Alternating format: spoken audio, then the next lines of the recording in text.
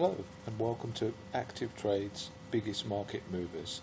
Today I'll be taking a look at the pound against the US dollar, and I'll be asking the question, is it now time for the British pound to start to rebound, and has a temporary low been set in this pair? So what I'd like to do first of all is to have a quick recap on this pair, and we can see really on Monday that a low was set in on this pair at around 31.15, and subsequently from that we've been able to put in a series of higher highs. So if we're not making new lows, we may hypothesize that this pair potentially start to bounce. We know that on the day of Brexit we had the fall off from 150 all the way down to 132, and it rebounded to 139. So what I'd like to do today is to use those two price readings, in that we're going to attach a Fibonacci retracement to the 31.15, which was the recent low set this year,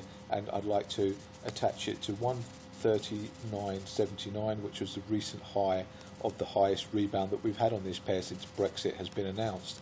And we can see, just by attaching this simple Fibonacci retracement, that we're now sitting at the 23.60 retracement of this pair around 130.118. So if we start to close above this pair, we may see an attack on the 134.40, and the most crucial reading on the Fibonacci retracement is the 50%, and also the 61.80 at 136.49. So if we do start to take out the 38.20, then we may definitely see at some point an attempt to breach the 50% retracement, or alternatively that'd be enough for traders to establish the 135 as being the top of the range, and we may then have that in as a temporary bounce high, and then we may start to attack the crucial 130 level. But I think as long as this pair isn't making new lows, indeed